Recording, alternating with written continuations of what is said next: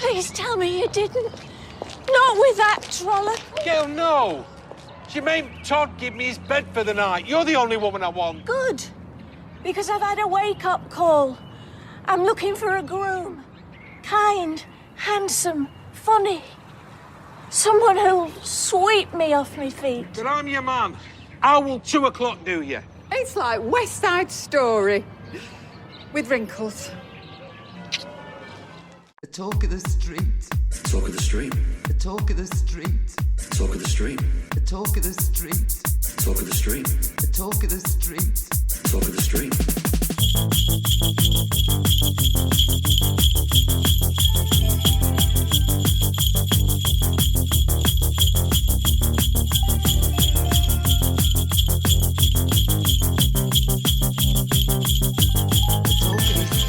Hello and welcome to episode 338 of The Talk of the Street, an unofficial Coronation Street catch-up podcast that was relieved in these times of change where we don't always know which direction we're heading. We can always rely on a plot wedding breaking out at a fight in the Bistro. I'm Gavin. And I've just realized today that David Lee Roth was actually hot back in the day. There you go. That's 2020. It's nearly 2025. Yeah. I don't know. He's always so goofy in the music videos. So like 40 years after the event. Yeah, but today I was cataloging some Van Halen albums on vinyl, and one of them came with a poster of David Lee Roth. Oh. What? Oh, sorry.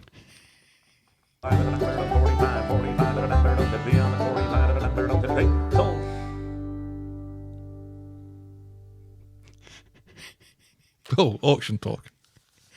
Yeah, look at this poster of David Lee Roth. He looks like a young Sebastian Bach. He's chained to a fence, shirtless. Not for the first time. Wearing leather pants. Just a regular Tuesday for Dave. He's quite hot in this poster. This poster? This poster. Not your type? His chest's too hairy. I know this is a sore subject for you, but I do like hair on a man's chest. I have 5 hairs on my chest. And I think they're all on my left nipple. Yes, but what your missing chest hair, you make up for on your ass. So it all evens Merry Christmas, everybody. It all evens out somewhere. Yeah, it was a great day.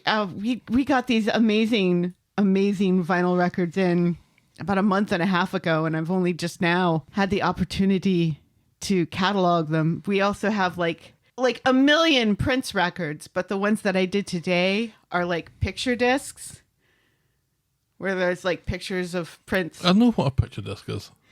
And also, and some of them are shaped, like one is shaped like the symbol. I know what a shaped picture disc is.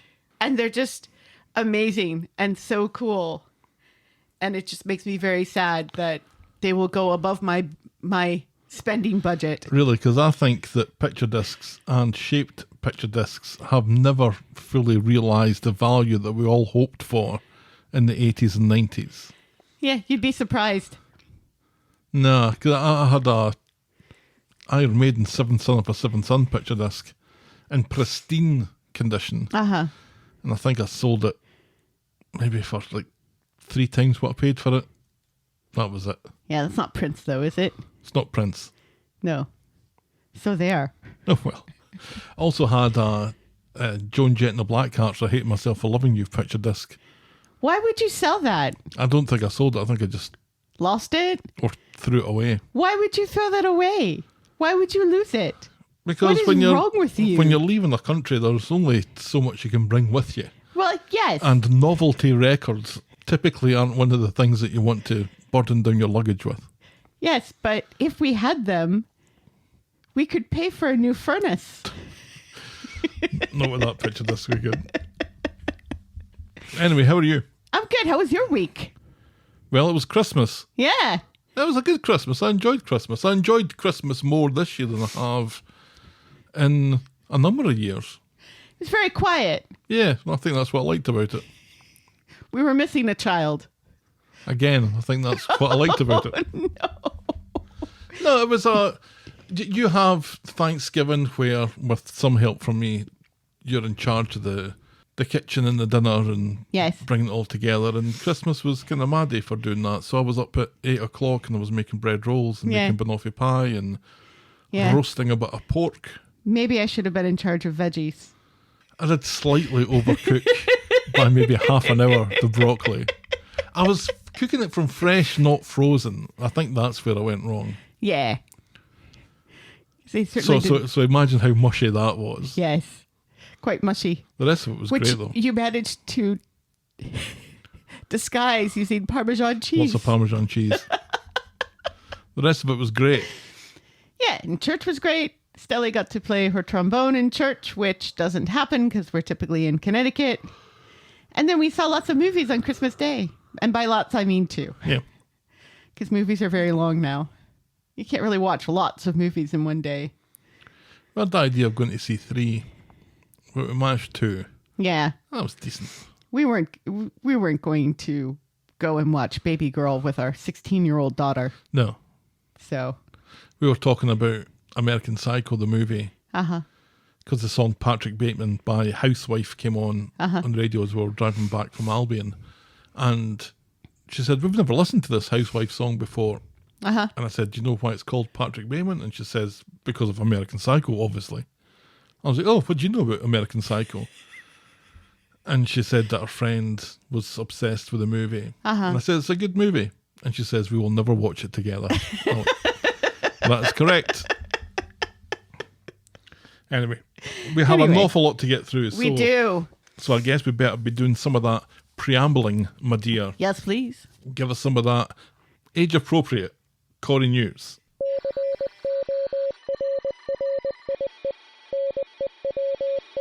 Helen Worth has said her goodbyes, and bookies are already setting a 7-to-1 chance she'll turn up in another soap.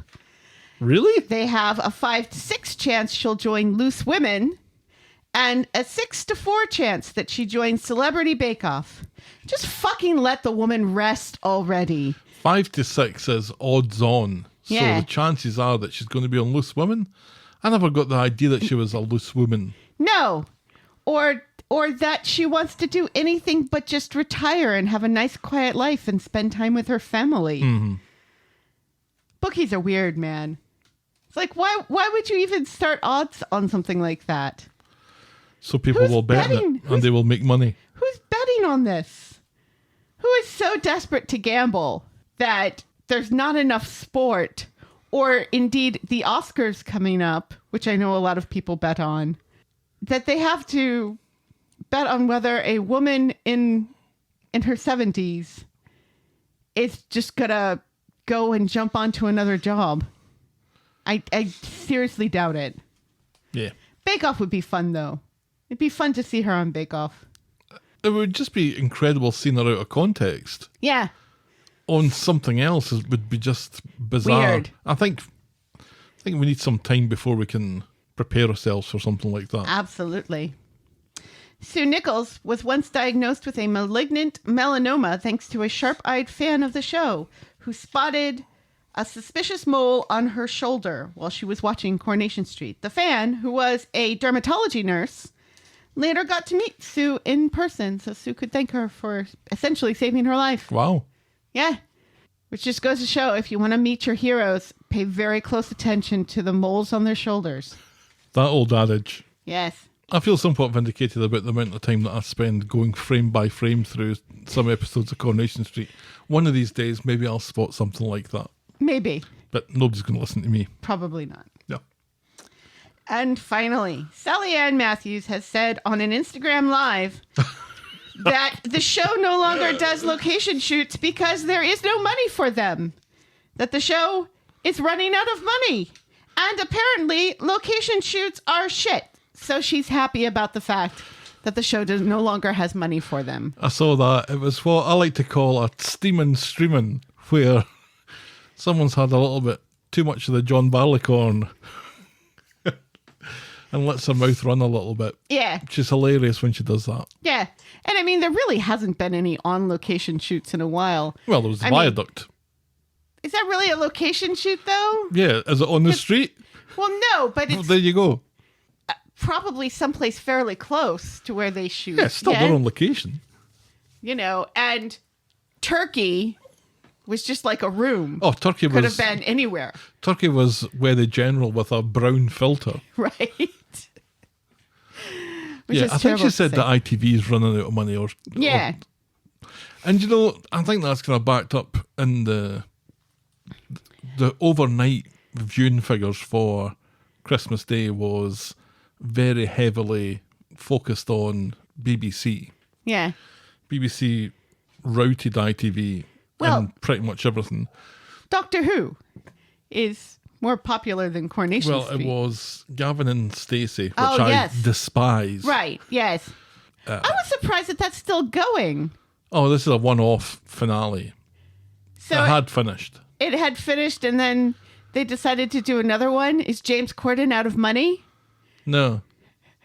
It'd be I think funnier he's if he just was out testing of the money. water to see If he would how be much- welcomed back into the country. how much people hate him still. Right, yes. 'cause Just quite a bit. He's realized that Americans hate him as well. Merry Christmas, James Corden. Merry Christmas, James Corden.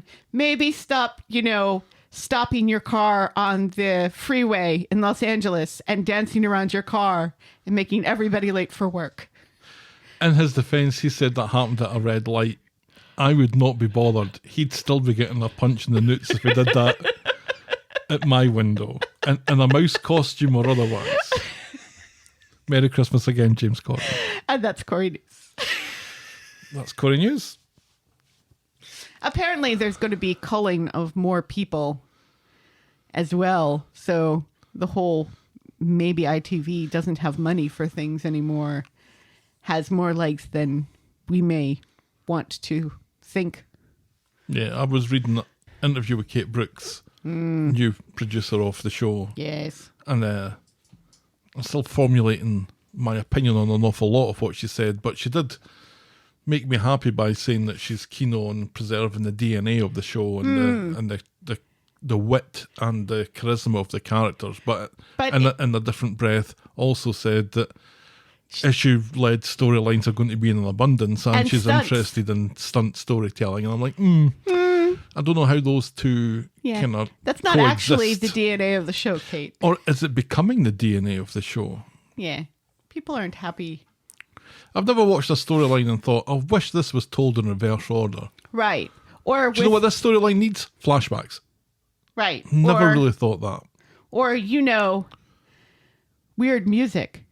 Breaking news. Fucking Chuck D now follows me on Blue Sky. Chuck D? Chuck D. From Run DMC? With Flavor Flav. He was with Flavor Flav on... Oh, Public Enemy? Yes. Public Enemy Chuck D follows me on Blue Sky. Why? Because I'm awesome. On that bombshell, let's move on to our feedback section. Chuck D follows me. Yeah. Almost as exciting as when Charlie DeMello finally followed me back. Feedback section. Music.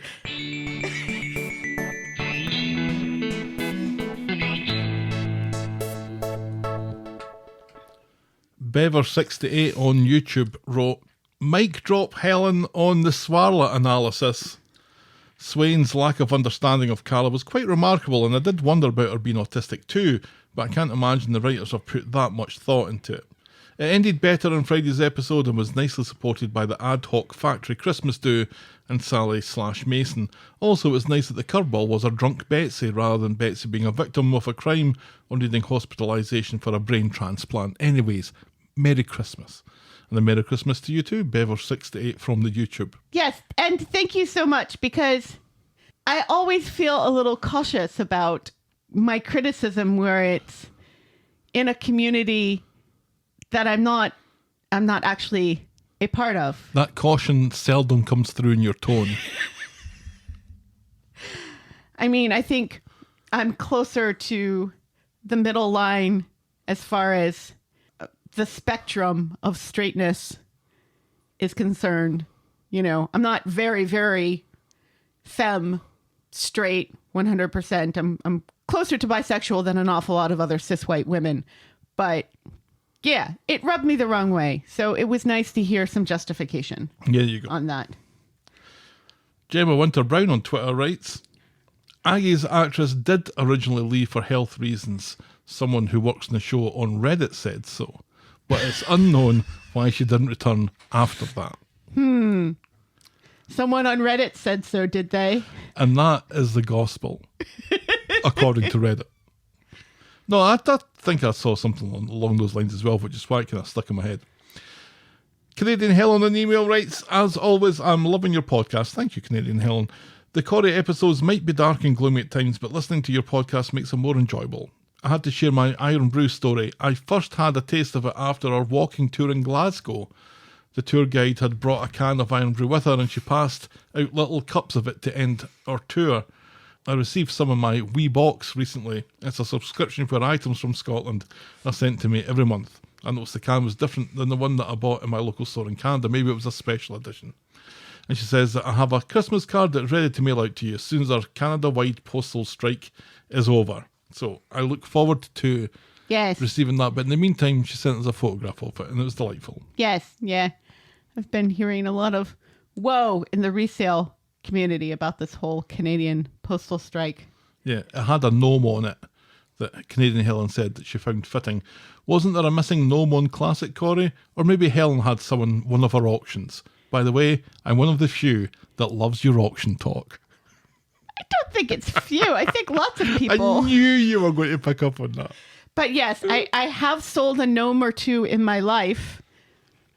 In fact, in the next auction, there's going to be like the gnome's book, the famous gnome's book that we have paintings from in our bathroom where the gnome is in the bathtub and his wife is scrubbing his back and then the gnome is on the toilet. And also gnomes That's in the bathroom? Yeah, the bathroom upstairs. You've never noticed? For the purposes of comedy, no. And also gnomes have been used in Coronation Street, notably to brain Nick when Peter threw one at him. Yeah. Leah writes, hiya. Hiya! Happy Christmas. Thank you for always making me laugh and smile. Oh, you're very welcome. Sometimes that's intentional.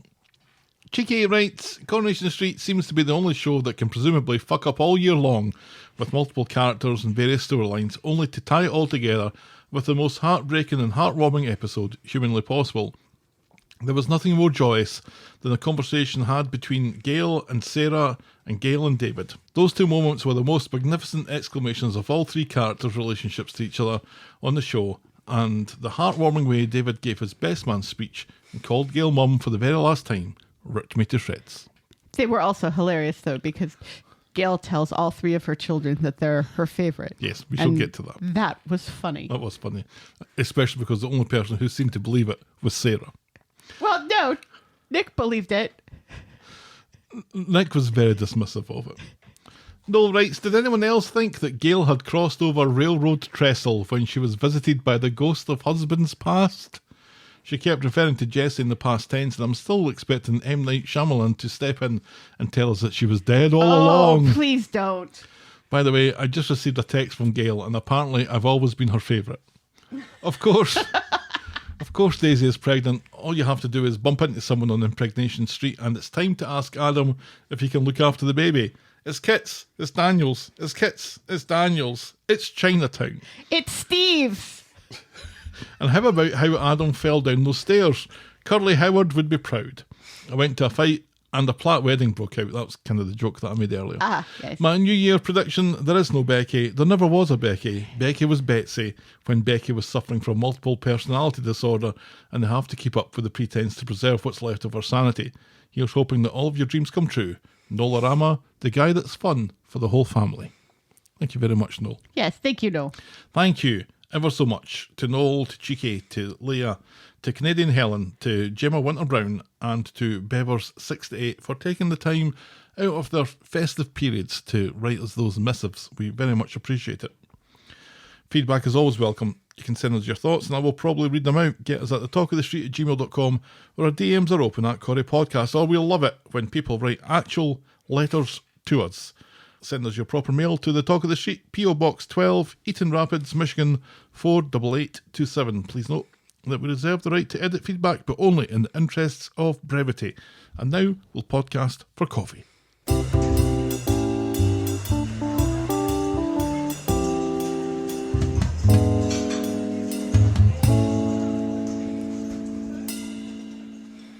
Thank you to Daisy for our coffees this week. Thank you, Daisy. Mary Crimbob says, Daisy, you're both very special to me, and I hope you have had the most wonderful, relaxing, full of pies Christmas. Well, we did have a banoffee pie, Daisy. We did. Gav made banoffee pie and Yorkshire puddings for And bread rolls. dinner. Yeah.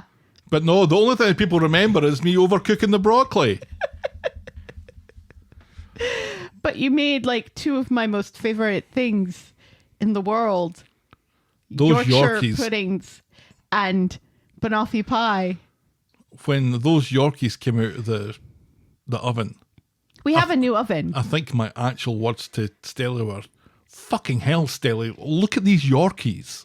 Yeah, they're the best Yorkies you've ever made. I think so. Thanks to our new convection oven. And just using bread flour. Who knew? Who knew?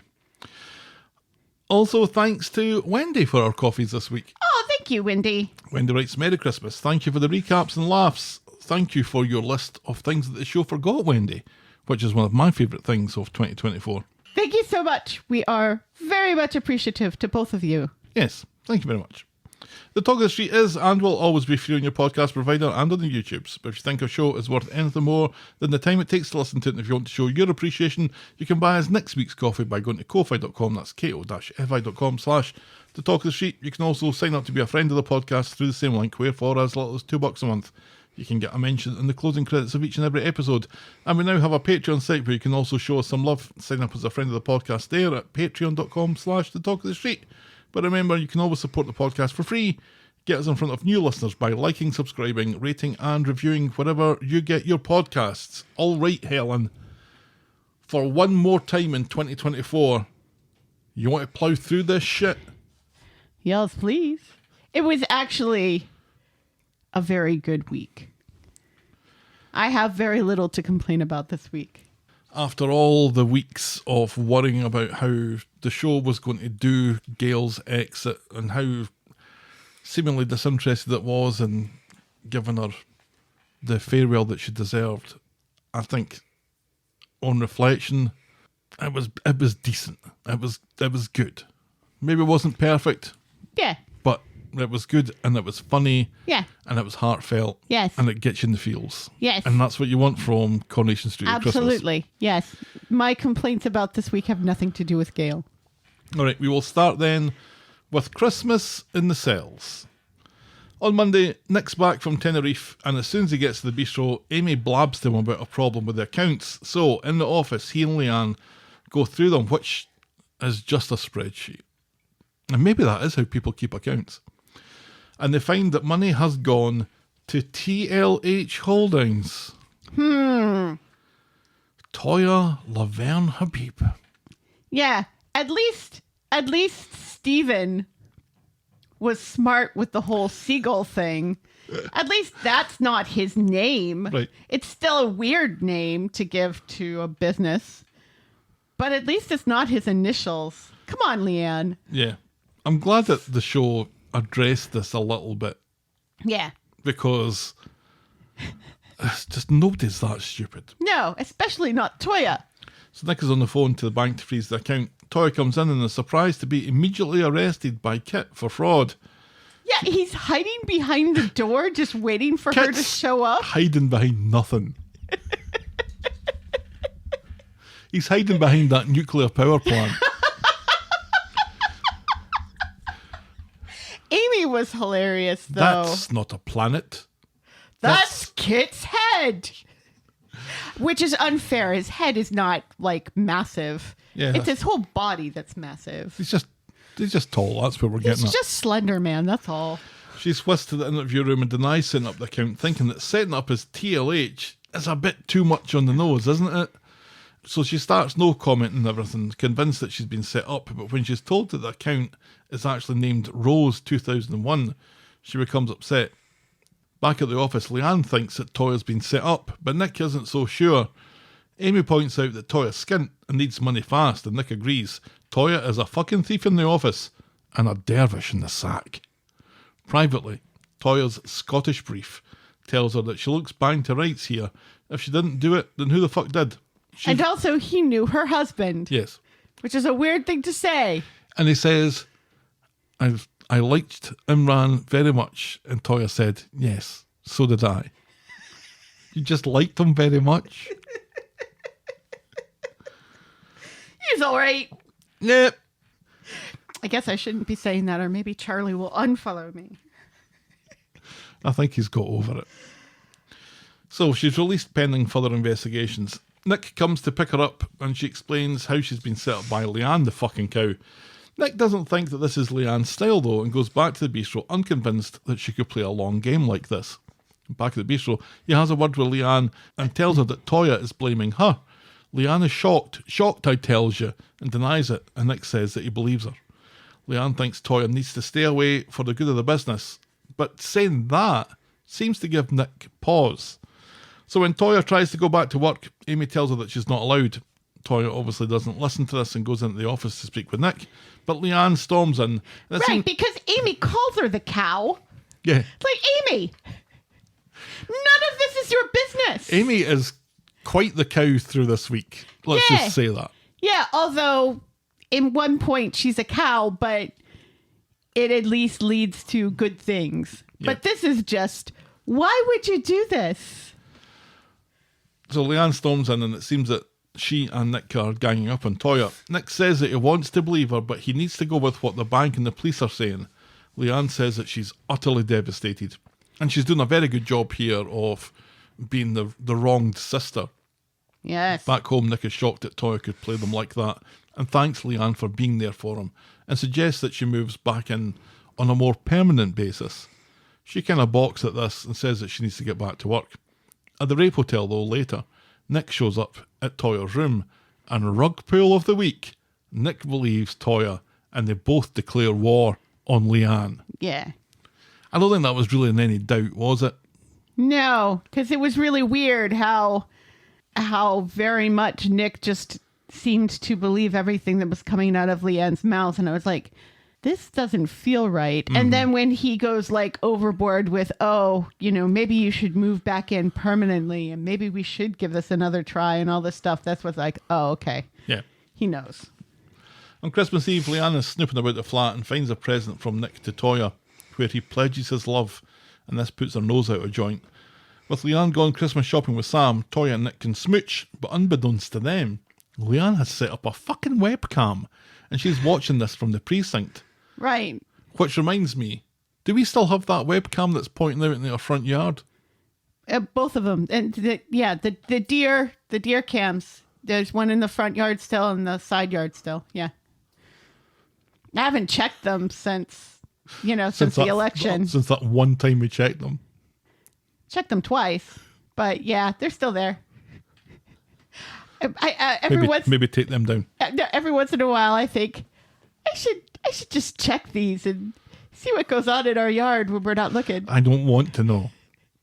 See if there are any weird animals that show up and stuff. A naked Charlie DeMello standing in our yard. Chance would be a fine thing.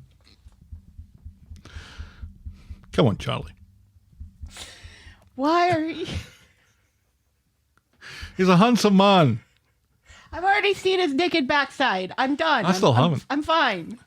So, she's set up a webcam and she's watching this from the precinct. Leanne takes the presents to Tinker, insists that this proves that Nick is in cahoots with Toya. Right, because... Which doesn't. Let's face it, it doesn't. And also, there's only one label. There's only one label that has Nick's handwriting on it, and there are like 8 presents. Why would he put a label on just one of them, Leanne? Why? Why would he do that? Angry Goose meme. Leopard bites face meme. No, that doesn't really fit here. But Angry Goose asks the why questions. That's what Angry Goose is for. I've never felt older than I do right now. On Christmas Day, Toya and Nick are preparing the bistro for Gail's wedding when the cops show up to arrest Nick in front of everyone and they drag him away. On my mother's wedding day, he says to Leanne, how could you? Yes. He scowls at her on the way out. In the cop shop, Nick denies buying any of the stuff and says, why would I defraud my own company? And it's like, this is getting me thinking, is this fraud anymore? Yeah, if it's his own company, how is this fraud? This is moving money from one account to the other. Right. Surely this is nobody's business anymore. No. He wants Leanne done for wasting police time. Says that he denies buying any of the stuff. All he wants is to be at his mum's wedding. Which is a strange thing for an adult to say. Anyway, the cops let him go. Back at the bistro, Toya is shocked that And he says, Kit, can I call you Kit? Kit doesn't say yes or no. Back at the bistro, Toya is shocked that Leanne figured out their carefully planned liaison. And to prove how careful they've been, they smooch in front of everyone. Right, yes. Careful, except, of course, Nick leaving a present to Leanne, or to Toya, in his bag with a tag saying, all my declaring his love. yes. Yeah. You may have been careful, Toya. Nick, on the other hand. So Nick and Toya smooch in front of everyone, including Leanne, who just walks in. Classy, she says, as she applauds for some reason. And she calls them both snakes, accusing Toya of always having her eyes on her man. And she continues to wind them up until Toya remarks that it's no wonder Simon left on that boat. Couldn't be written out by the writers quick enough. So Leanne accuses Toya of killing Imran, and the two of them start fighting. Tinker comes in to see who owns a red Honda Civic and gets drawn into this melee. And as he tries to break it up, Leanne bites him on the hand and then knees him in the newts for his trouble. Yes, she does. Debbie's up in a flash, offering square goes to anyone who fancies their chances as Tinker pulls out the mace.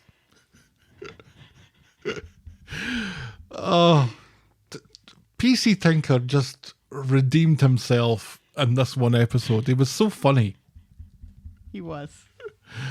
So it's back to the cop shop as Leanne and Toya are arrested. Yes. Tinker's like, for assaulting a police officer, this is the worst Christmas he's had since his gerbil bit through his PlayStation 2. Or was that a rat? No, I think you're thinking of Harry Potter and Ron. No, I think He had a rat. I think Coronation Street some years ago was thinking of Harry Potter. With a rat. Yeah, it was a pet rat called Daryl. I was confused by that. Because I didn't realize he just like, this is the worst Christmas since Daryl chewed through the cord of my PlayStation. And I'm like, who the fuck is Daryl? That was Craig's storyline for like a year and a half. Why do they insist upon giving these animals human names? Just to confuse me. Later, back at the bistro, Abby asks Nick about the Imran thing, and Nick does his best to deflect it, saying that Toya still has nightmares about being acquitted, still blames herself. And Leanne didn't actually say that Toya killed Imran. But she did. She insinuated it, but you know what? Toya's been through the legal system. She was found not guilty. Right. That's kind of the end of it. Yeah. Although she totally did kill him. Yeah. On Friday, inexplicably, Leanne and Toya have spent the night in the same cell. Because far too many people have been arrested and thrown in cells on Christmas Eve. And also because plot. Yes. Toya begs for some honesty, accusing Leanne of setting her up for fraud. Leanne isn't up for talking about it, but reckons Nick and Toya deserve what they get. Leanne says Toya has form after Peter and Imran. Yeah. And Thank you for finally mentioning this. And she's always had little sister syndrome.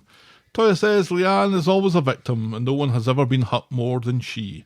She points out everything she did for Leanne this year and how she was the only person who had her back and was fighting for her. And this seems to work, and Leanne is shocked when Toya admits that she and Nick only grew close because of their love for Leanne.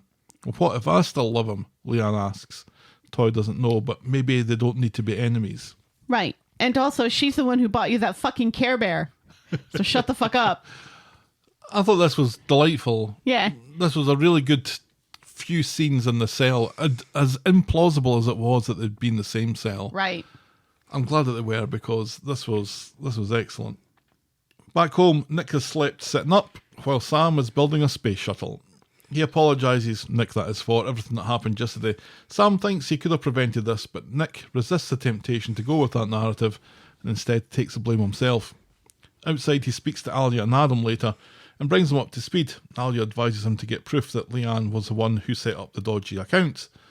In passing, Amy gives Nick the stink eye for leading Leanne and Toya on and remarks about all the texts he sent from Tenerife. Again, this is none of your fucking business, Amy. Yeah, but at least now Nick knows that he supposedly sent text messages from Tenerife. Yeah, because Nick didn't send any texts. That's right. Leanne must have a burner phone. That's right. So he goes through the CCTV and catches her in the act, swapping phones over in her jacket. And he then, I'm not sure what he does. He goes on his phone and then finds a photograph of Leanne wearing that jacket. Yeah, from today. So he knows that she's wearing that jacket, and those phones are likely still in her jacket. Why did he take a photo of that? It was probably just a photo from the wedding, because she wore that to the wedding. Right. Oh, maybe. Yeah. You forgot that there's a wedding going on during all of this. I was very confused by this. Nick mutters that Leanne is a fucking idiot.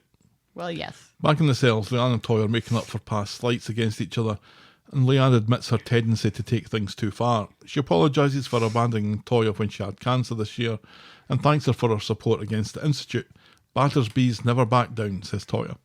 Kit comes in and lets Toya go, but Leanne is arrested now for the fraud that she set Nick up for. Oopsie. Oopsie. Back at the bistro, Nick tells Toya and Amy about the burner phone and how Leanne was the one who set everyone up for fraud.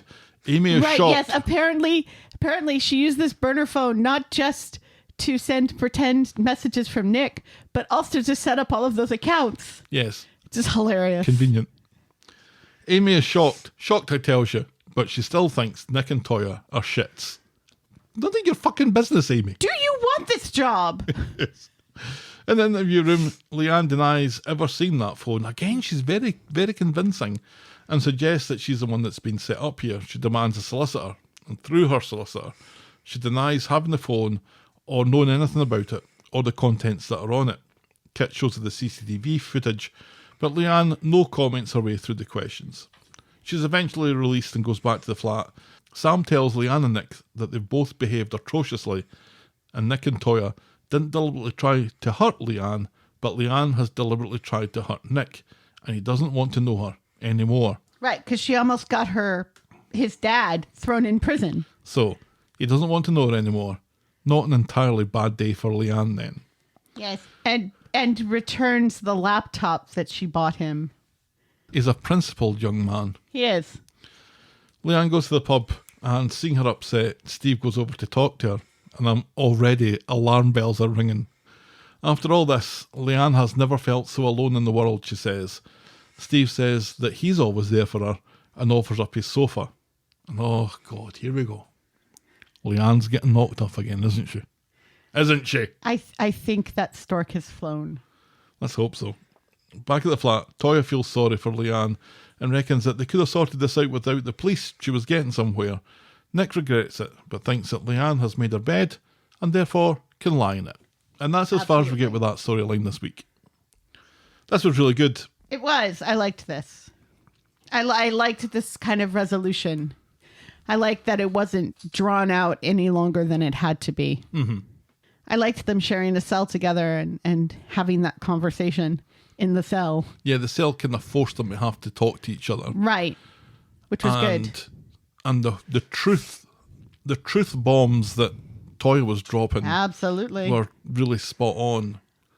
Because she's right. Every time the Institute were digging their claws into Leanne more and more, frequently it was only Toya that was on her side and was fighting for her and trying to release her from them. Yeah. And then when she gets her cancer, Leanne says, sorry, I can't handle this right now, so you have my love, but I won't be here to support you. Yeah. And it was refreshing to hear how devastating that was to Toya. Absolutely. The one thing that I was a little disappointed that nobody's mentioned again is assaulting PC Tinker. Biting somebody is not nothing.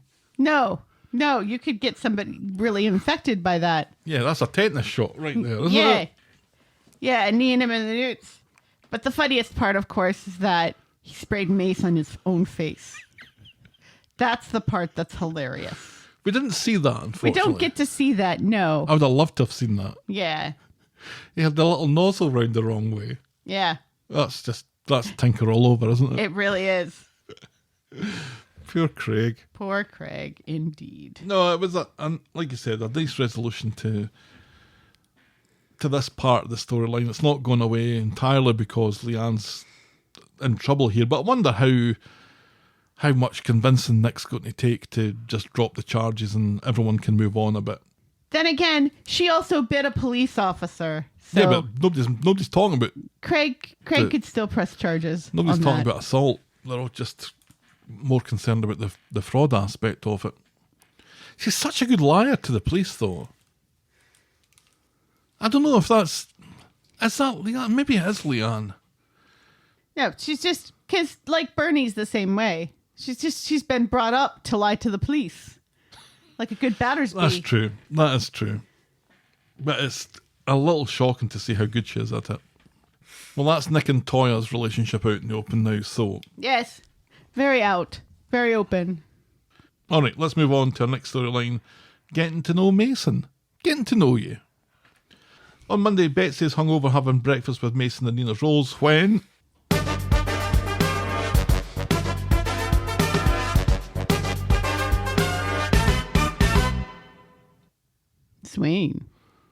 Swain comes in, sends him packing. Get the fuck out of here. And he's like, oh, okay. Gets up and leaves. She's pissed at Betsy because Mason has posted a pic on social media taken inside her bedroom.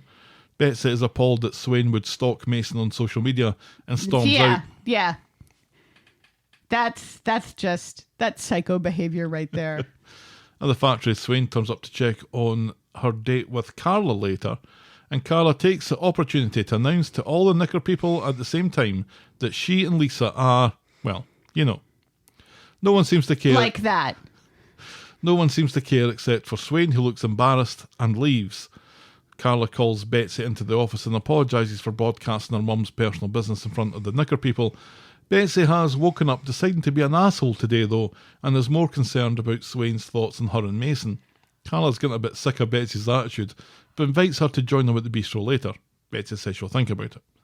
Much to Swain's dismay, Betsy does join them for dinner, and she also brings Mason with her.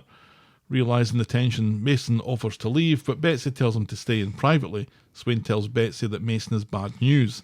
Betsy tells her to give him a chance, which Carla backs up, warning the more Swain pushes against Mason, the more she pushes Betsy away. If she gives him a chance, who knows what she might learn. And Swain, upon hearing this, maybe sees a way to get to Ant and Dec. So she plays along. Yes. You may call me Lisa. Yes, which is funny because before he called her Mrs. Swain, and she said it's Ms. Swain, but it's Detective Inspector... D.S. Swain. D.S. Inspector Swain. D.S. Swain. She says more than just She D.S. doesn't say inspector because she's not an inspector, she's a detective sergeant. Yes. I think she says Detective Sergeant Swain to you instead of saying D.S. Swain. So this is an interesting little turn, I guess. Yes. Swain thinking that maybe this is the way that she gets some intel on what happened to Becky that night. Right. And also the realization that if you want them to break up, be nice to him. Yes. And maybe decide that you like him more than you like her. Yeah. Worked for my mum. She definitely likes you more than she likes me. And not anymore. No, Not since Christmas. Yeah, she'll always love you more, which is fine by me. Well, I'm very lovable. You are. She wouldn't complain about my broccoli. No, because that's the way she makes it. Yes. So my mum made it as well.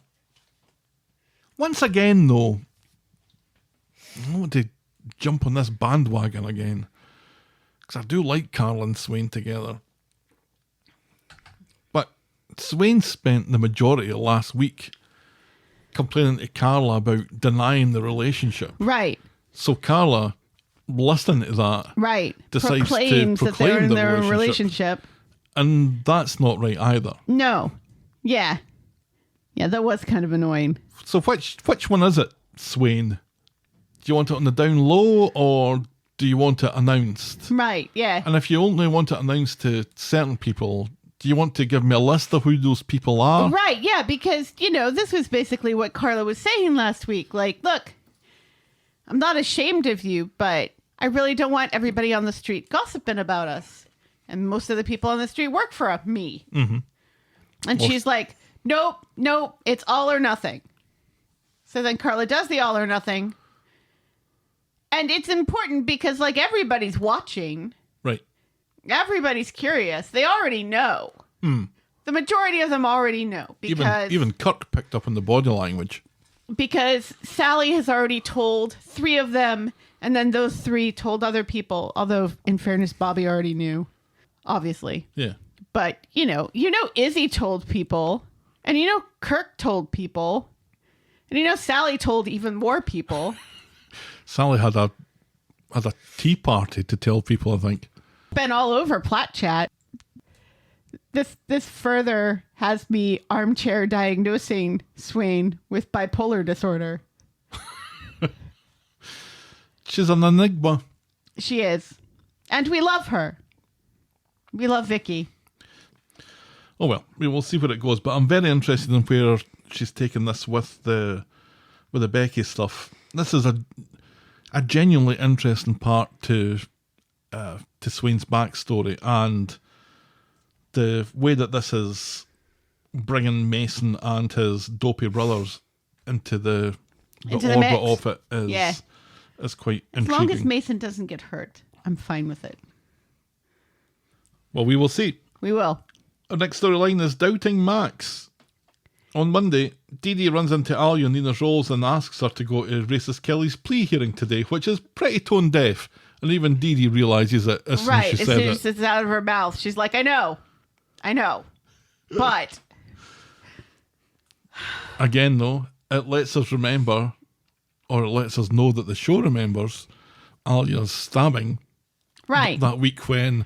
She also got blown up in a car. She got blown up and she got and she stabbed. was fine. She walked home. She walked it off. She's a very strong woman. Such a strong woman. But I'm glad that they remembered this. And they're glad that they remembered that Alia's probably still not okay with this. Because we haven't had, I don't know, that whole redemption arc thing that we've been talking about for months. Correct.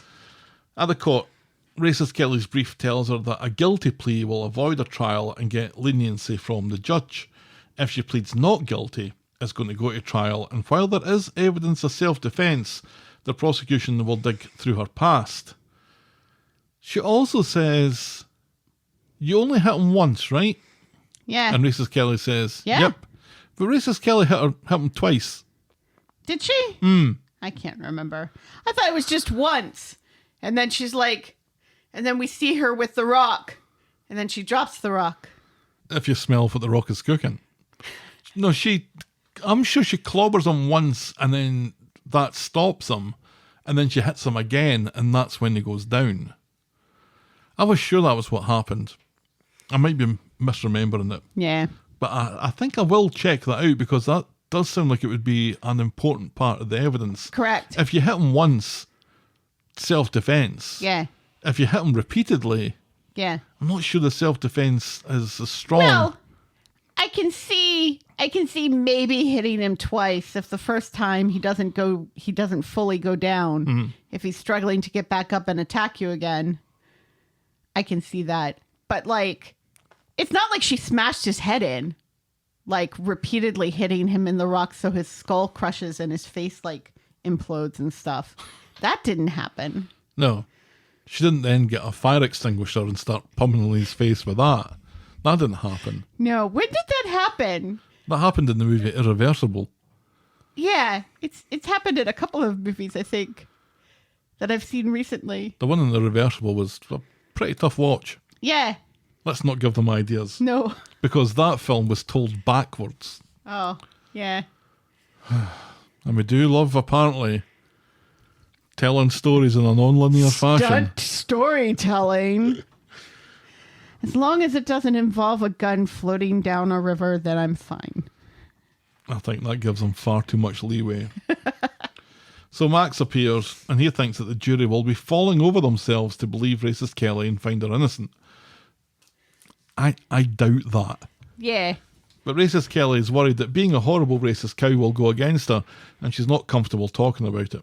And also apparently the whole her dad passing her around to all of his friends. Of saying- which Max was one of them.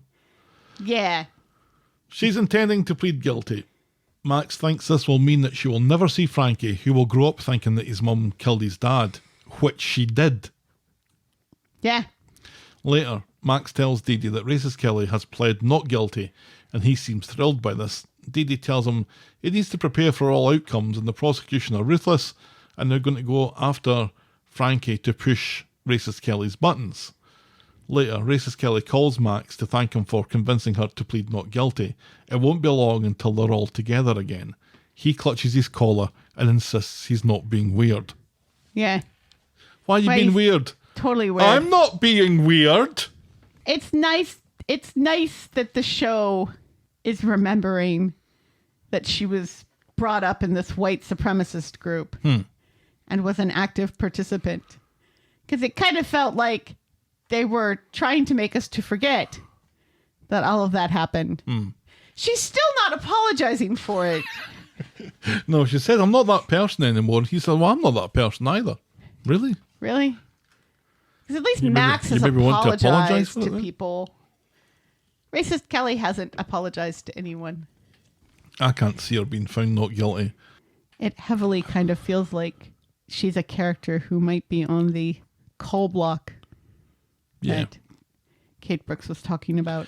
I think there's a fair chance of that. Yeah. Even ignoring the number of blows to the back of the head, they still went out there. Right. They followed him. And racist Kelly was really meant to stay where she was. She was meant to stay... In the car. Well, she was meant to stay at home first. Then she was meant to stay in the car. And she did neither of those things and ended up caving his skull in. Right. Yeah. But if she hadn't, then Max would be dead. Oh, that is your point. Okay. We like Max. Well, we like Patty. Right. So we want to keep him around. Max has been fairly annoying through most of this. Yeah. But he also throws truth bombs at his dad, which is nice. Well, he does that. But in this, he's a little creepy. he thinks he's doing the right thing by being Creepy. hugely optimistic about racist Kelly's chances and how she's such a great mother and the way that the three of them could be a family. He's kind of idolized this Yes. little family unit Romanticizing the idea. that they don't really have. Right. That they don't really have. And that he couldn't afford to do anyway. He's not making enough money to support a wife and child at Audrey's as the guy who sweeps up the Just sweeps floor. the floor, right? He is apprenticing to become like an actual hair cutter now and giving up his dreams of being, a video guy. Other occupations are available. Yes, but those are his two things. Hair cutter Or video or guy. video guy. He wants to make movies about cutting hair. I'm a hair cutter. Just a video guy on the side. Right. Yeah. It's too bad that the show had to sell that motorcycle and shut down the barbershop set and sell the weasel. Remember, he nearly died crawling out the window of the barber's. He Yeah. slashed his leg open. Yeah. He nearly died. And then Audrey nearly died because the motorcycle fell on top of her. Of course it did. Remember that? That's something that didn't happen this Christmas. Nothing fell on Rita. Right. Or Audrey or any of the other old people. And she didn't sing. No. You'd think she would have sung at the wedding. Or like sung in the video. Instead of talking about dead birds.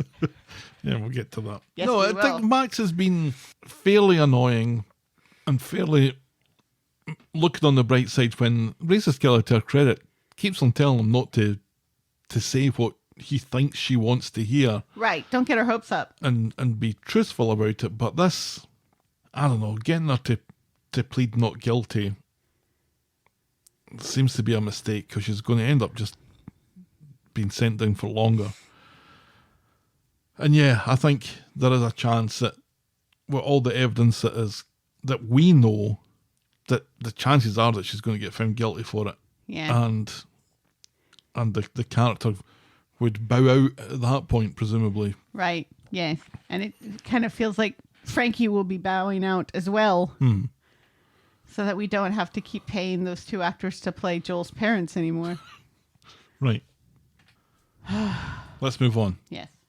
This was really the main storyline, but we still have a couple more to go after this. The exit story for a legend. On Monday, Jesse meets David. Of a soap legend. Jesse meets David to tell him that the last bit of the cash has been successfully laundered, but before they can talk about it anymore, Gail appears from nowhere, want to know what they're talking about, so Jesse lies and says that the honeymoon has been booked for the Maldives. The correct way to finish that sentence would have been the 16th or something like that. Right, yes. Because if you say you're limiting yourself to the Maldives, the Ukraine. The Orkney Islands. Well, that would have worked again. The Shetland Islands. The Philippines. The Philippines is a good one. Yeah. But the ones that are closer to home and therefore cheaper would have been Orkney or Shetland, I guess. Right, yeah. Those aren't really known for being vacation spots, except for like weirdos like me. But no, he says the Maldives. In the bistro later, Gail has got a mild sedative from Gadas for the flight. Gail says that Gadas wants to see Audrey, and Audrey pretends it must be about a blood test or something. She changes the subject and warns Gail that if she does marry that clown, she'll never see her again. She asks Gail to stay, and a tearful Gail says that she deserves her happy ever after. So Audrey sends her on her way. Audrey has a point, though, that maybe don't move so far away from your mother, who is, well, in real life, not significantly older than you, but in the show, significantly older than you. Mm-hmm. It's that, and also moving so far away from your grandchildren, who you supposedly love so much. Yeah, you can leave if it was just Nick and David and Sarah. Yeah, I can understand wanting to go. There'd be a Gail-shaped hole in the door. But her mother is getting on in years, and also let's not forget that she had suicidal ideation just this past year, and also a drinking problem, and also a sight problem. None of which has been addressed. No. So maybe it's not a great idea to leave her when she doesn't have any other children to take care of her because Peter killed your brother with a car because he was a serial killer. I always think it's funny though when Audrey calls Jesse that clown and Jesse pipes up with child entertainer. Child entertainer sounds so much more creepy than clown. Certainly the way that Jesse says it.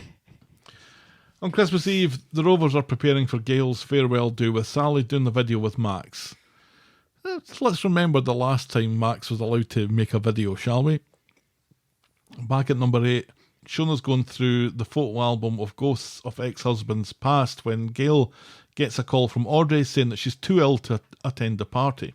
David decides that it's time that he paid her a visit. So he goes over to the salon, and Audrey obviously isn't ill, but isn't going to the farewell party. She says she's being abandoned for a complete stranger, which isn't entirely wrong. She says her relationship with Gail has been the closest of her life. David says Jesse's a decent bloke, but refuses to go into details. Eileen finds it difficult to remember a fond memory of Gail for Max's video in the pub. And Roy's fondest memories are of working with Gail and Alma in Jim's cafe, which turned into Roy's roles, and then Nina's roles, and then never switched back. Rita and Ken have been wheeled out to be nostalgic about Ina Sharples and Elsie Tanner. And a dead budgie. Gail arrives, and then Audrey comes in to announce that David and Jesse are up to no good and challenges Gail to ask him about it. Not here, says Jesse. So back home, he tells Gail everything about David stealing the money that he only found out when Gail had her heart attack. He tells her about the money laundering so he could refurb the villa that they're moving to, and so David could buy number 8. David and Audrey come in, and he realises that the gaff has been blown. Audrey thinks this vindicates her bad opinion, but Gail is crushed by the three of them. All they do is lie, and she asks them all to leave. The wedding is off. Dum dum dum. Yes, because did you mention the fact that David kind of let slip to Audrey that Jesse had helped him out with something, Yes. and then clammed up when Audrey said, "Oh, what are you talking about?" Yeah. So Audrey thinks that this is her ace in the hole. She does not realize how terrible this is. Yeah, and it is terrible. Yeah. Yeah. So she's like all smug when she comes in, thinking she must think that it's something terrible, but I don't think she realized how terrible. Yeah, Which because seems like a really mean and vindictive thing for her to do. for Audrey to do. Yeah. Yeah, well, let's think about what she's announcing, unwittingly perhaps, that, Yeah. that David stole money from gangsters. He's got Jesse Dangerous to gangsters who have killed people that they know. Sam's Natasha, mother. right? Yes. So indirectly, the family, Yeah. 50 grand that has been laundered by Jesse somehow, money that is getting ploughed into the French villa, Right, And which is how money- he's laundering the money. and money that is going to Buy the buy house. number 8. So this is huge, and Gail is well within her rights to be absolutely furious about it. Jesse goes to the pub and announces that there's probably not going to be a wedding. Eileen takes pity and buys him a pint and gives him some good advice about letting Gail calm down and insists that he's still a good man and he can kip on her sofa. Meanwhile, Gail is looking through her old albums again, and as she slowly gets pished and listens to Blue Christmas, she sees a soggy Richard Hillman Oh, go, ghost! standing in her living room, getting her carpet all wet. Aye. It wouldn't be Christmas without a ghost story. Hello, Gail. Oh, it was so good. It was pretty good. And it's funny because this is foreshadowed while Shona is looking through the photo albums earlier. Yeah. And she says, "Hey, where's the one with the one that tried to kill you guys?" And The one David that- said, "We don't talk about that. The one that drove you into the canal. We don't talk about that one." Now, we had seen this spoiled, I think, by the show. Yeah. Some A people mysterious character is going to return from the grave. Some people had managed to miss it. And I'm like, this is so lucky. Because if you didn't know this was happening, this would have fucking blown your mind. Yeah. But knowing it was going to happen, I was like watching the time thinking, there's only a couple of minutes left. I thought we were going to get Richard Hillman tonight. But when he arrived, it really was like a Christmas present. Yeah. Now, some people haven't bought into this Dickens couldn't have written it better himself. and think it's spoiling the memory of Richard Hillman, and it's just another daft stunt by the show. Spoiling the memory of somebody who tried to murder children? Or the legacy of him. Of someone who tried to murder children? Well, sure, but it's a figment of Gail's imagination. That's not the real Richard Hillman. Well, no, obviously, but still. How can you spoil the legacy of someone who tried to kill children? He loved them, though. He loved those kids. So much he wanted to murder them in the canal, which drowning is probably the worst way to go, except for burning alive. Oh, no, it's drowning for me. I really hate thinking about it. My boat thing, you may recall. Yes. Burning alive I'm is not more really, painful. I'm not really. Well, apparently your nerve endings all frazzle out fairly quickly and you don't really feel it. But, Right, yes, but there's also nerves in your body. But it's not really a fear of boats, it's a fear of Fear of drowning, yes. No, I'd really liked this, and I liked the Hello Gail. And And I I liked like the the fact fact- that he's soggy. Yes, I like the fact that he's leaving a puddle on the, Yeah, that was really cool. and he's got a bit of seaweed Like stuck to around his his ear. face. Yep.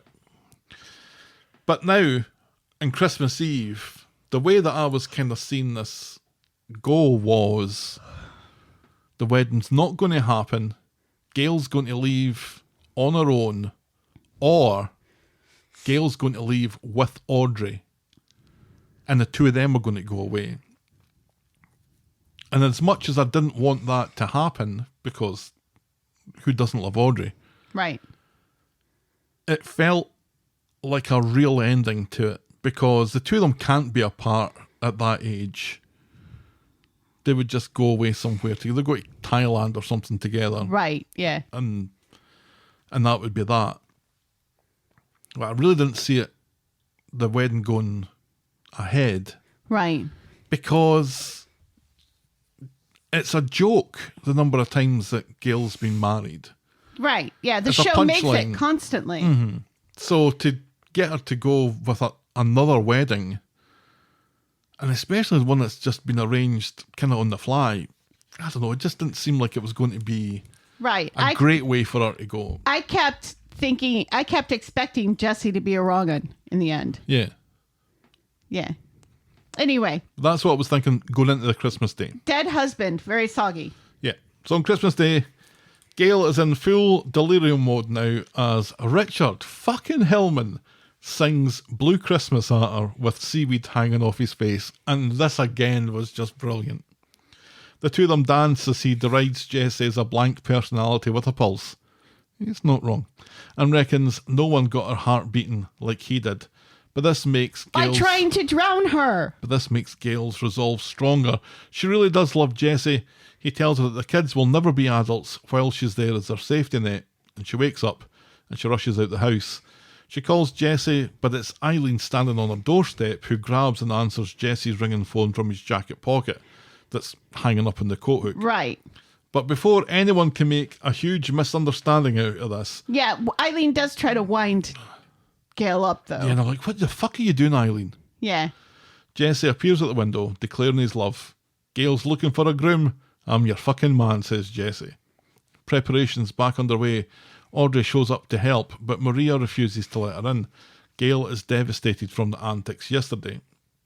So at the bistro, Gail is looking smashing and in a whispering mood as she has a private word with Sarah and tells her that she's always been her favourite. Oh, Mum. Audrey comes in to apologise for yesterday. She was scared for what her life will be like without Gail, but she's finally going to give her blessing, and she leads Gail down the aisle. That was That was really lovely nice. as well. Gail's vows are unorthodox as she gives a potted history of Gail Potter with a glamorous mum and fancy friends and how it's all led to this moment. Gail and Jesse are pronounced husband and wife. Huzzah! So I'm like, well, I guess we're doing this then. Yep, and he's not going to try to cheat her or anything or kill her or something. Or if he's going to do any of those things, It'll be off camera. all happening off camera. We're then treated to the video Max has been making, and we see Eileen's, and it's in keeping with her input into the storyline so far by being kinda ill-judged. David's back at home thanks to nearly killing Adam in another storyline, and Gail finds him there, and he admits how much he's going to miss her. She tells him that he's her favourite, and she's proud of him. Don't be, he says. Back at the bistro, David gives a lovely, if wandering, best man speech. He says that people often mistake Gail for being a doormat, but she's an optimist who sees the best in everyone, who hurts hard, but lights up the room when she's happy. And David in this moment, and maybe Jack P. Shepherd in this moment. Yeah, I think an awful lot of that emotion was Jack. Mm-hmm. There's tears in his eyes. Yeah. And they look real. He's literally upset that she's leaving the show. Mm-hmm. It's when he says that she hurts hard. His voice cracks a little bit, and I'm like, oh my God, this is going to make me cry. She lights up the room when she's happy. The street won't be the same without her, he says, and he tells her to go enjoy her happy ever after. Later, people have left and Gail is watching Max's video again. Rita tells the story of Mavis's dead budgie. Once again. And David says that he loves her. Sally reminds her that she's the younger one. And then Sam ruins everything by saying something about the North Star. Then it's time to go, and rather than a black cab, it's a white vintage car. And as she leaves, she tells Nick that he's her favourite. And then her work is done, and she and Jesse get in the car and to the waves of the street to drive off and away from Coronation Street. And that's as far as we get with that this week. The end. I was shocked by how little drama there is in the actual story. And the Christmas Day story? Because there was plenty before it. No, in Gail and Jesse's love story altogether, like I said, I was expecting him to be a wrong-un at some point. Oh, yeah, there were no complications, really. Or that she was going to die on the way to the wedding, or during the wedding, or immediately after the wedding. Yeah, I think that was a risk. So, for it to be as lovely as it was, I really appreciated it. Even though we do get some of the new Harry in here, which I'm still not comfortable with that being Harry. It's kind of weird how uncomfortable I am with that child. Yeah, and it gets worse in another storyline. It does.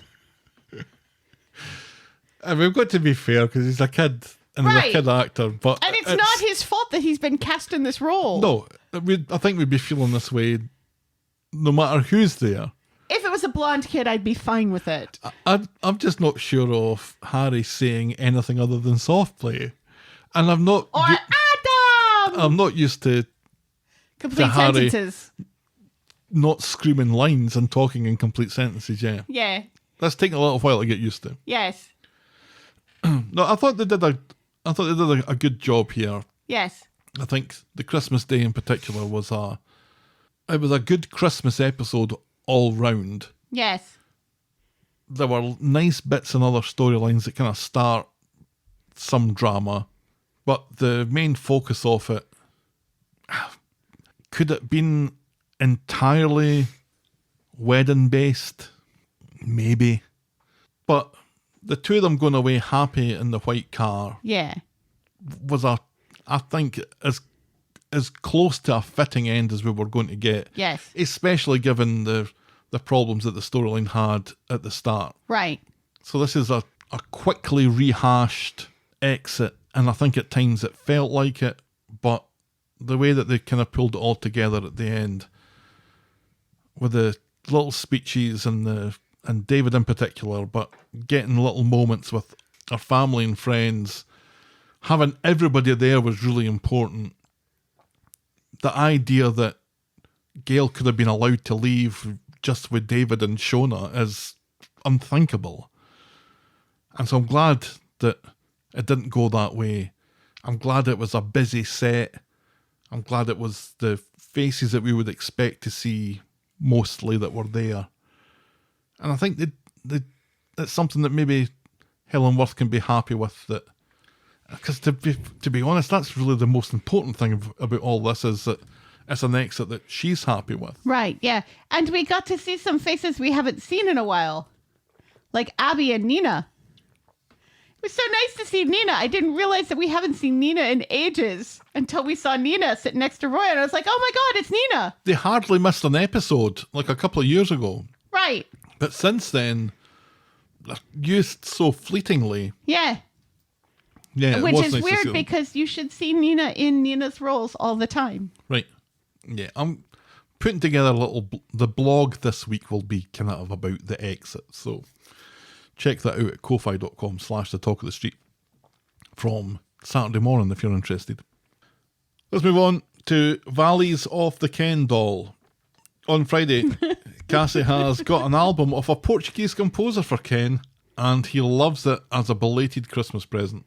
Yes. Steve isn't impressed and claims to know what she's up to. Cassie knows what he's right, up to. And also claims that the record only cost 50p. And I'm like, Steve, you have clearly not been purchasing brand new vinyl lately. Yeah, but she bought it from the charity shop. Did she buy it from the charity shop? Does she say that? Yeah. She was able to find this obscure Portuguese composer that Ken has mentioned in passing in the charity shop. That's what she tells us. Steve says that he knows what she's up to. She says that she knows what he's up to, living rent-free with his former father-in-law while sitting on a pile of savings. Later, over the phone, Mary pulls out of her trip to the Vallie with Ken, so he invites Cassie along instead. And she agrees, and as she's doing that, she's making him a cup of tea and throws a bit of Loratadine Claritin to you and me. Yeah, pours in quite a bit. In his tea. Not measuring it. Better than warfarin, I guess, but Still. an antihistamine that's going to make him drowsy. Yeah. Cassie leaves, but is stalked by Steve, who insists that he's paying all the bills at number one, and reckons that no woman will be interested in the middle-aged man who lives with his geriatric father-in-law, and this may explain why, in the first storyline, Steve asks Leanne to sleep on the couch. And that's as far as we get with that. Right. And also, Amy walks in, and Cassie says to Amy, "What are your future plans? Do you expect to live here forever?" And Amy's like, "Hell no." And that was hilarious. Yeah, she's saving up for a deposit. Yes, she is. If only they hadn't gotten rid of her boyfriend. I'd forgotten about this whole Cassie drugging Ken thing. Yeah, I kind of wish I could keep on forgetting it. It's not a great look for Cassie. It's really not. And the fact that she's just kind of so cavalier, just dumping that stuff in there. That's just a swig. A swig's worth. Yeah. No. It's not great. No. But is an improvement on the warfarin at least. I suppose, but still, she's drugging a very old man. And the only reason that she's doing it, we think, Is to keep her job. is to keep a job. It's a cushy job. She likes it. I think she genuinely likes Ken. Right, yeah. And it's not like she couldn't come over and hang out with Ken on her own if she wanted to. I mean, it'd be a little weird. Yeah. Maybe she doesn't genuinely like him after all then. Maybe it is only because she's getting paid for it. I don't know. It's icky and I don't like it. No. And I far preferred it when the two of them were far more genuine. Yes. Steve still seems to be sniffing around there. Yeah. And it's weird because it's like, what is he sniffing? Because he's like, it seems like he's sniffing, thinking Cassie's a wrong un, but also sniffing because he likes the smell. Yes. Yes. Oh, fertile Steve, when will you learn? All right, our final storyline tonight is every pentagram is a love pentagram when you love pentagrams. This is two main storylines that are just smooshed together because they don't really work apart. No. On Monday, there is tension in the air between Daisy and Bethany and Nina's roles. Bernie is excited that Daisy might be calling her mum in the not-too-distant future, but warns her to treat her boy right. In speed dial, Bethany and Daniel come in and sit at the table next to Kit and Daisy, but seeing as no one seems happy about this, it's unclear why they all agree to do it. When Bethany is off for a shite, Kit is chatting to his mum. Daniel thinks it's surprising that Daisy would be seeing Kit after he was shagging someone else. Pot Kettle Black, says Daisy, and how she doesn't punch him in the fucking throat, I have absolutely no idea. Later, Kit and Daisy leave to get their hole, and Daniel looks like he's going to explode with rage. On Christmas Eve, Debbie is in the street handing out flyers for a gladiator-themed New Year do at the Rape Hotel. Shona would rather pluck her own eyes out. Debbie says that she wasn't being so picky the other night when she was seven sheets to the wind there, and David catches the end of this. Later, Roy reminds Debbie that the Romans killed Christ, so maybe the gladiator theme is a bit inappropriate for the time of year. Which was hilarious. Meanwhile, the pub's looking great ahead of Gail's party in another storyline, but Daniel isn't keen on helping out Bethany and Sarah because he's a prick. Instead, he insists on smooching Bethany while Daisy insists on smooching Kit. And when Daisy drags Kit away to get his hole, Daniel heads off, which puts Bethany's nose out of joint, and she ends up going with Sarah to pick up Harry from wherever the fuck he is. Not softly. On Christmas Day, Kit heads off to work, which makes Jenny wonder if Daisy still has feelings for Daniel. As if, says Daisy, but then she's right on the phone texting Daniel looking to talk. But he's busy spouting pish about the unthanks at Sarah's. Bethany's got him a lovely new fancy vintage watch that he barely looks at and then insists that they need to leave, and again, he's hurt her feelings. At Gail's wedding, Bethany notices that Daniel's always fucking around on his phone as he goes back and forth with Daisy. Outside the bistro, Bethany confronts him, says he's bored of her now, couldn't have given a fuck about his present, and only got a card in return. He's put in no effort because he doesn't want to be with her or her stoma bag. So he kisses her to shut her up, and then proposes to her for the second time. And this brings us on to this week's hard debate.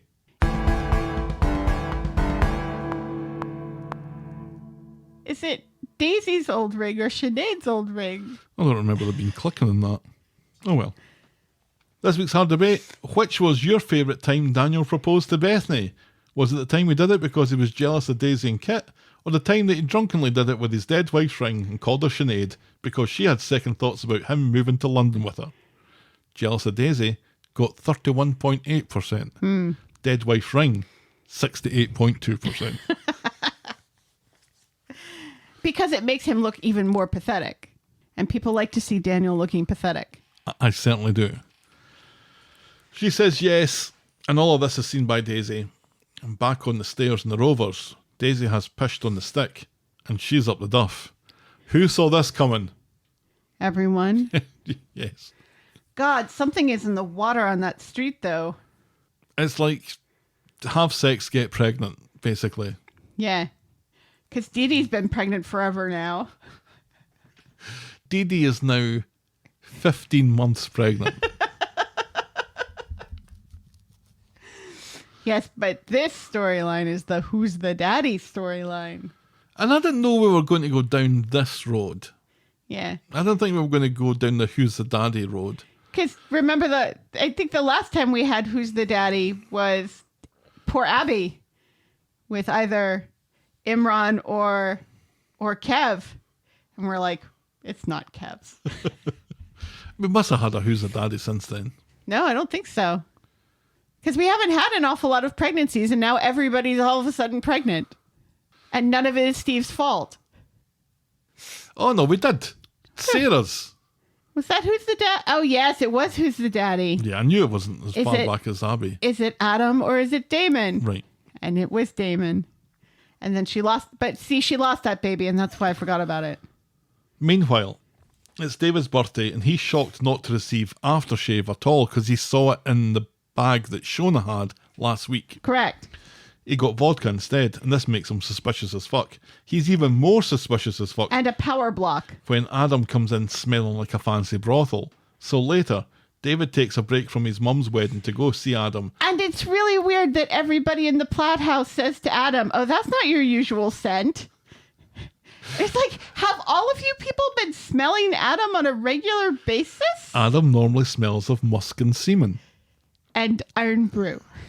Yes. It's just in his pores. Yes. You can't escape it. So later, David takes a break from his mum's wedding to go see Adam, and the two of them have a drink for some reason. Adam's on the whiskey, David apparently on his birthday vodka. Right, yes. It's a really weird conversation as David tries to get Adam to admit that he's boffing Shona, and then reveals as Adam is getting a little tipsy that he's been drinking water all along. Right. And it's so funny because this could have backfired so easily if Adam had said, yes, give me some of that weird smelly vodka instead of turning his nose up at it and drinking whiskey instead. What would David have done if Adam was like, sure, give me some of the cherry? Well, before we even get to that, what if he just said, I don't want to drink with you, David? Right, yes. Hey, sorry, it's Christmas and I need to go to my dad's house or my granddad's house. Grandad, He doesn't talk like that. Grandad Ken. Grandad. How is Adam like Grandad. aged like 50 years when you do an impression? Grandad. Merry Christmas, Grandad. Oh, God. Merry Christmas. That man is the granddad. Oh, Adam. If he had just said... No, I'm fuck not you. sure why he agreed to have a drink with him anyway. Right, yeah. He's like, I've got to get to my granddad's house. And David's like, oh, you have time for one. It's my birthday. But why? It's my birthday. But why? And he's like, ugh, fine, whatever. But just the one. I don't understand why he keeps drinking with him. No. And also, David is really lucky that Adam apparently doesn't like flavored vodka. He likes a single malt. I like the single malt. It needs to be shavered. Grandad. Adam gets sick of David accusing him of shagging Shona. So throws David out, but for some reason uses a back exit. Back at the wedding, plot. Shona learns that David was seen heading to Adam's, and she and Sarah rush off and get there just in time to see David throwing Adam down the fire escape, leaving his ear all covered in jam. Yoink, yoink, yoink. What have you done, says Shona. Sarah says, Adam, quite a bit, and then calls an ambulance. Yes, head wound of the week. Adam. Once again being Adam. Adam, you're an ambulance. It's at this time of year. His head must be made of rock. And not like some wimpy rock. It's granite head right there. This is pure Aberdeen granite. Kit arrives just before the ambulance, curious to know how this accident appears to have happened, and he seems to eye up David. Right, yes, and keep saying, this was an accident, right? And then everybody just leaves Adam lying in the middle of the street. Except for Sarah. Apart from Sarah. Shona heads back to the wedding, and David accuses her of having an affair with Adam at the hotel, like Debbie said. She admits to sleeping with someone, but it wasn't Adam, she says. They go back to shout at each other at number 8. She says it was no one that he knows, and she only did it because as much as she loves him, she fears that their marriage is dead, thanks to all the lying and gaslighting and blaming her brain damage. Right. It's a fair point. Yes, and also the fact that her son killed his wife. Gail comes in and Shona leaves. Gail offers to help, but this is David's mess, he says. Right, and also, what exactly is she going to do to help this? There's nothing she can do. I'll tell you what she's going to do. Evil dies tonight! Wrong button.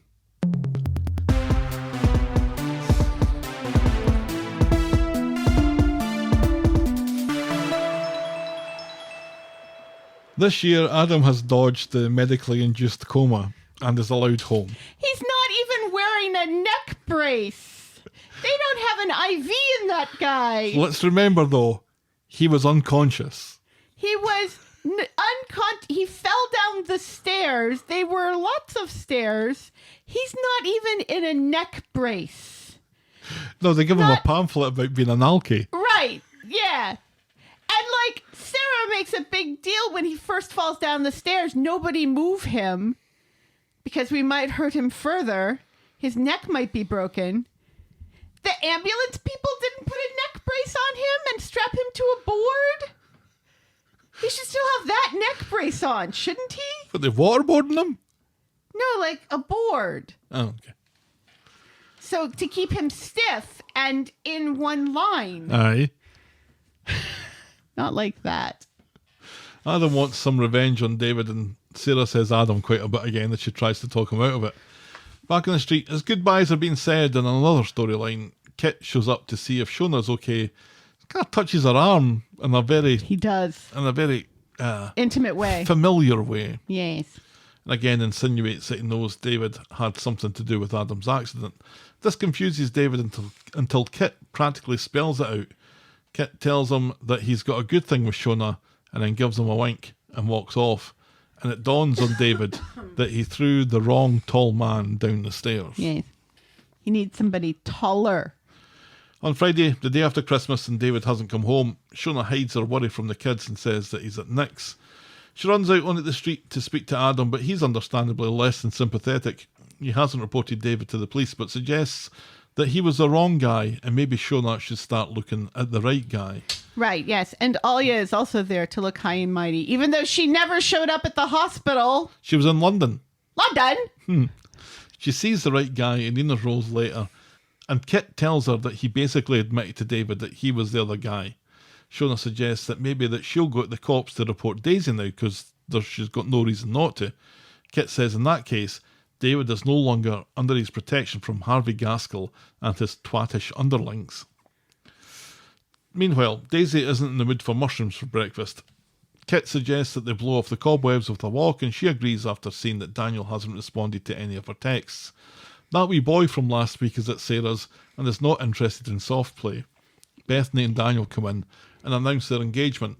Sarah pretends to be happy, and that wee boy asks to be the best man. Right, yes. Still, no one has said that wee boy's name. Yes.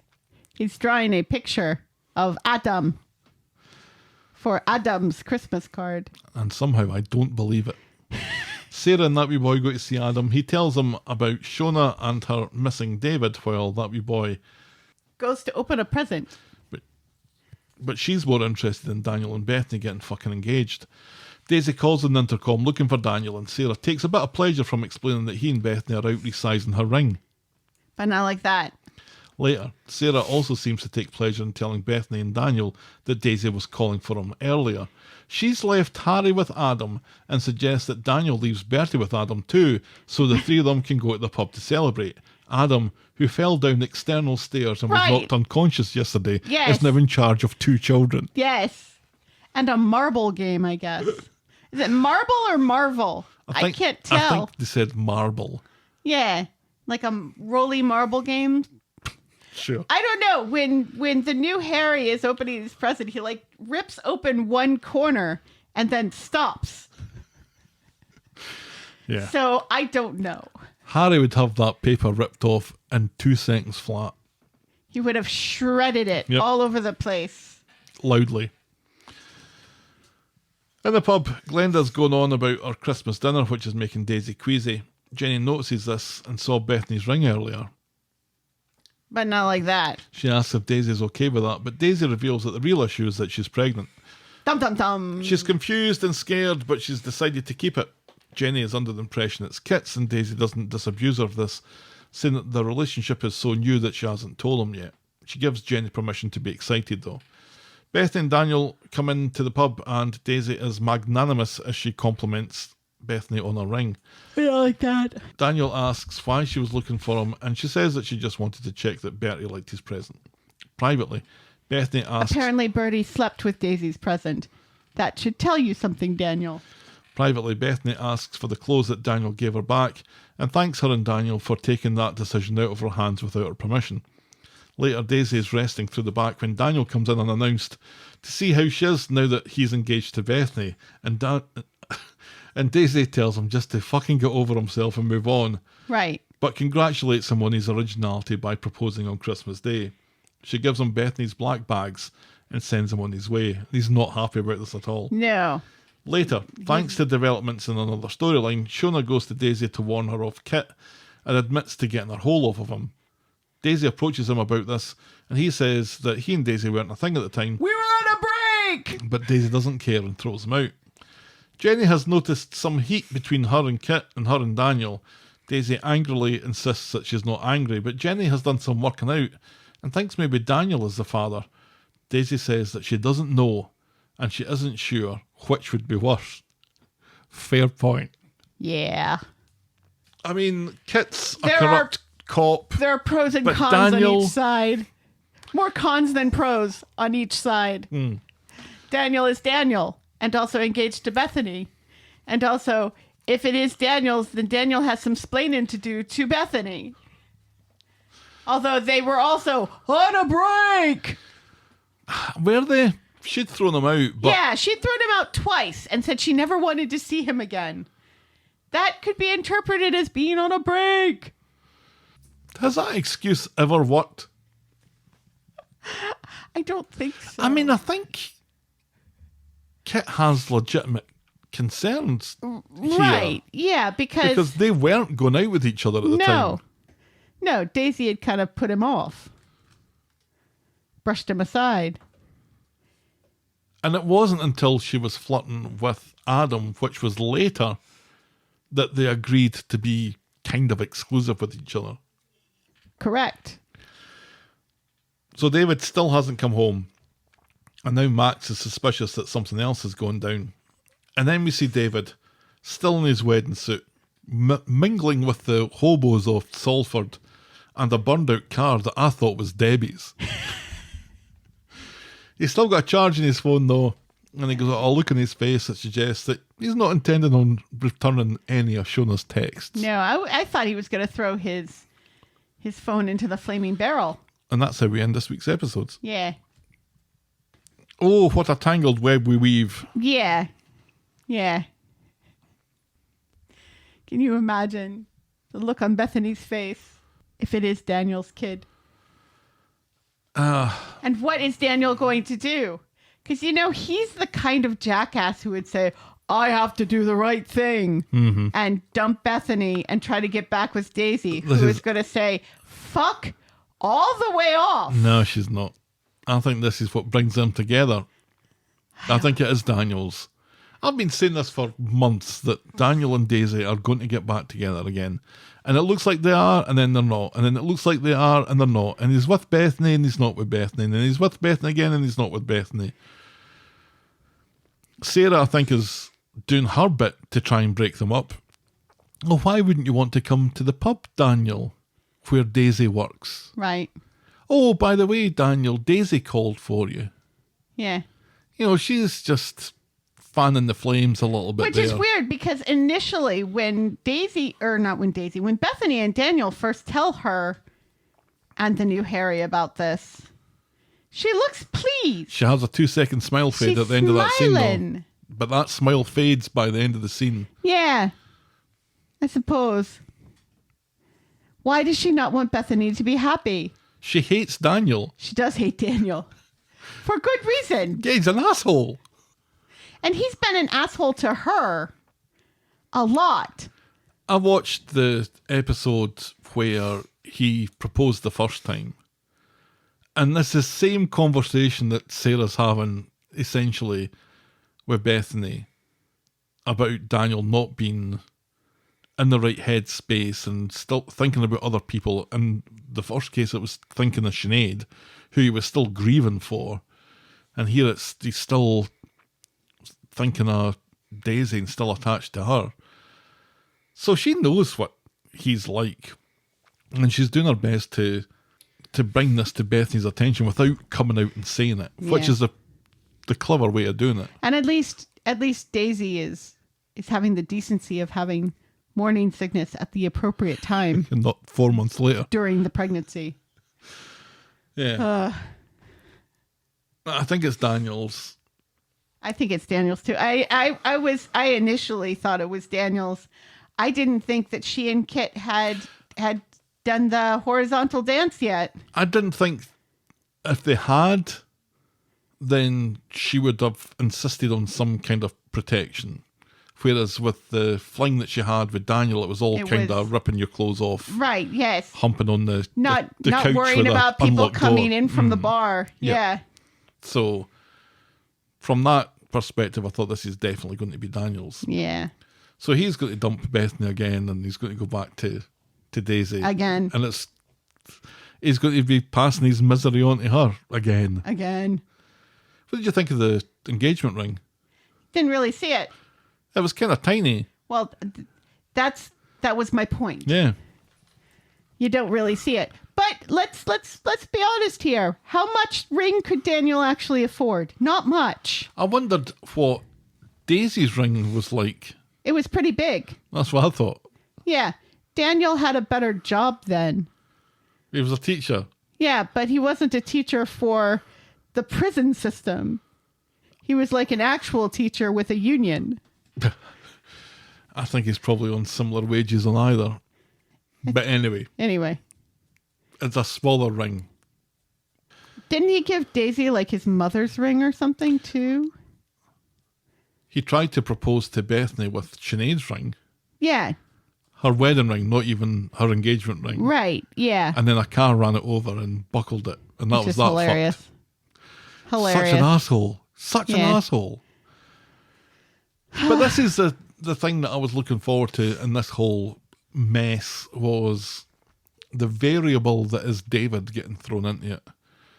Because he's gone off to places unknown for a day in a very dodgy part of town, dressed very nicely. Mm-hmm. When he's back on the street, also, I think this is where he starts to plot his revenge against Kit, and in doing that brings the whole house of cards down. And I'm here for that. I guess.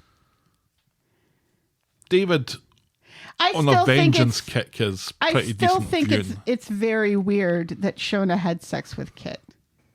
Yes, I completely still find out of character. That very weird. Yeah. But, I don't find it weird that she would have had like revenge sex against David with somebody. But I'm surprised it's someone she knows. Like Brian. No. Like a stranger in a bar. Yeah. That's what she should do. At the rape hotel, which is probably what should have happened, but they made it Kit. Right.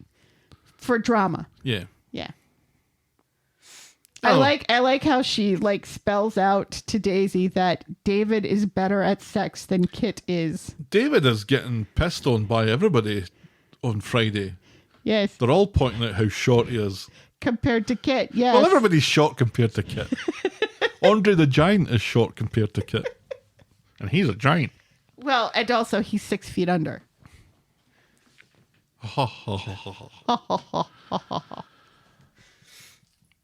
R.I.P. Andre the Giant. Yeah. As far as wrestlers of that era go, Andre the Giant was one of the nicer ones and least problematic. All stories I have about no opinion on that. all stories about Andre the Giant are delightful. He seems like he was a nice guy. You can't say that about, say, oh, I don't know, Hulk Hogan. You seem to have more opinions about Andre the Giant than you do about this storyline. I'm tired. Well, not tired enough to talk about Andre the Giant ad nauseum. Yeah. And like I said, I think the David aspect of it does make it more interesting than it would be normally. I'm not typically fond of Daniel's romantic liaisons featuring so heavily, but this could get quite interesting coming up. Were you surprised that Daisy is so quick to decide to keep the baby? Yes. And I think Because why? yeah. I mean, that feels a little bit crass for me to say, but also she is a single woman in the very beginning of a relationship with someone that she may or may not want to have a lifetime commitment to, because even if they don't stay together, they still have a lifetime together raising this child. And also the fact that she doesn't know who it belongs to. And she doesn't particularly like either of them at the moment. No. It was, and I'm going to say, considerate, I think, slightly of Daniel to check to see that she was okay No. when it must, well, it wasn't considerate, but it was understandable for him to think that she might be thinking of the time that the two of them were engaged and not all the mess that went round about that. Right. But you don't say that to her. No. And She also, doesn't need to hear that. And also, he's not genuinely concerned about her. Oh, no. He just wants to hear her say that this bothers her, that he's engaged to another woman. Absolutely. And this is And why when he's he- an asshole and- and why I hate him. And that's why, you know, when she says, no, I'm fine, fuck off, he doesn't say, okay, great. I'm glad that you're okay. He gets uppity. Yeah, he at says, her. oh, well, if you're going to be like that. Right, yeah. Like, Asshole. how dare you not care that I'm engaged to another woman, and huffs off. Mm-hmm. Yeah, he's an asshole. Thank you. Well, that was the festive week that was Coronation Street. Helen, what was your moment of the week? Kind of feel like my moment of the week is when Gail is alone watching the video by herself and watching all of these people say goodbye to her, because it kind of felt like Helen Worth watching all of these people say goodbye to her. Yeah, it was as her well. moment only. Yeah. Yeah, I would agree with that. I thought it was pretty special. That's our Moment of the week. My moment of the week. your boring moment of the week. Portuguese conductors. Couldn't even be bothered writing down his name or looking him up. Nope. That is our Boring moment of the week. on to our non-scientific Twitter poll every week. At the end of Friday's episode, I ask our Twitter followers what they thought of the preceding week's show, giving them a chance to vote for yeah, meh, or zzz, depending on how they felt about it. And this week, the results were as follows.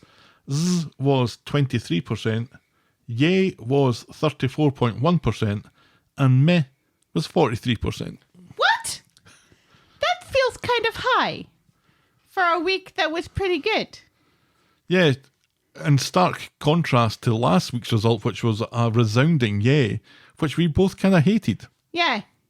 Yeah, a very mediocre week according to 100 and some votes on that Twitter poll. It's weird.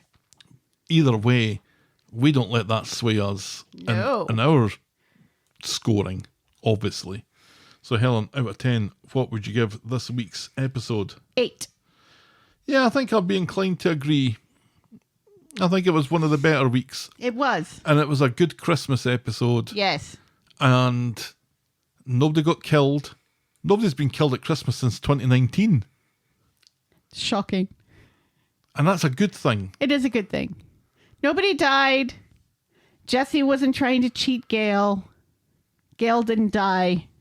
And all of the storylines surrounding it progressed in a way that I didn't hate. Yeah, I thought they did a good job this week. Nudging some drama forward, creating a bit of new drama with the pregnancy and a decent send-off. All right, we'll wrap this one up then. This episode was brought to you with thanks to our friends of the podcast. Daisy, French Helen, Pickles, DT, Trisha, Wendy, Noel, Canadian Helen, Christy, Shandy, English Victoria, Aurora Yvonne, Heather Westerfield, Russell Whiting, Jackie B, Brittany Porter, Laurie Anna, Tina, Colin Burt, Stephen, Leah and Tara J. Thank you ever so much. Thank you. If you've ever left your child in the custody of a man who was knocked unconscious in the last 24 hours, write in to tell us about it. We're the Talk of the Street at gmail.com and we're at Corrie Podcast on Twitter, Facebook, Instagram, Threads and Blue Sky, or reach us the old-fashioned way, the Talk of the Street, P.O. Box 12, Eaton Rapids, Michigan 48827. You can shout me and Helen a coffee or become a friend of the podcast by heading to ko-fi.com, that's ko-fi.com/the Talk of the Street, or patreon.com/the Talk of the Street. Check out voggle.co.uk for links to the merch store, YouTube channel and blog. And if you're so inclined, please leave a rating and a review on the iTunes or your podcast provider of choice. And be sure to check out our pop culture sister podcast, The List of Lists. We hated 10 movies this year. Thanks for making it to the end of another episode, and we will be back next week with more Talk of the Street. The Talk of the Street. Bye. Merry Christmas.